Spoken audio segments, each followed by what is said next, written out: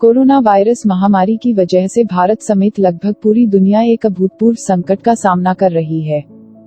इसके प्रसार को रोकने के लिए जरूरी है कि हमारे पास सही जानकारी हो और हम सावधान तथा जागरूक रहें। उम्मीद है कि यहाँ प्रस्तुत जानकारियाँ कोरोना वायरस के खिलाफ लड़ाई में आपके काम आएंगी। चीन के शहर में फैले कोरोना वायरस आज दुनिया के पूरे हिस्से में फैल गया है। यह घातक वायरस तेजी से फैल रहा है और सीवियर एक्यूट रेस्पिरेटरी सिंड्रोम और मध्य पूर्वी श्वसन सिंड्रोम पैदा कर रहा है। यहाँ तक कि वायरस गंभीर परिस्थितियों में ऑर्गन फेलियर का कारण बन रहा है, जिससे मृत्यु हो रही है और उपचार उपलब्ध नहीं है। ऐसे में इसका एक ही इलाज है, सावधानी बरतना। कोरोना वायरस एक घातक वायरस है और यह संक्रमित व्यक्ति को छूने या संक्रमित से फैल सकता है। यह छींकने या खांसने के कारण भी हो सकता है।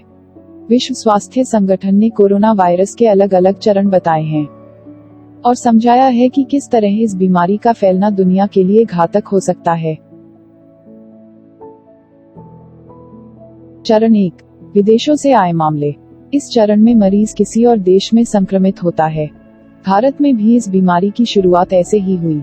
कोरोना वायरस का पहला पॉजिटिव केस केरल का वो छात्र था जो चीन की वुहान यूनिवर्सिटी में पढ़ता था।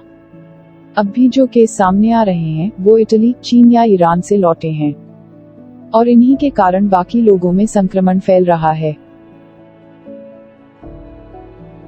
चरण 2, स्थानीय लोगों में संक्रमण फैलना।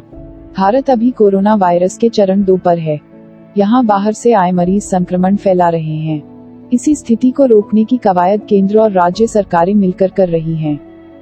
जो लोग पॉजिटिव पाए जा रहे हैं उनकी ट्रैवल हिस्ट्री, यानी उन्होंने कहाँ यात्रा की और किन किन लोगों के संपर्क में आए, यह पता लगाया जा रहा है।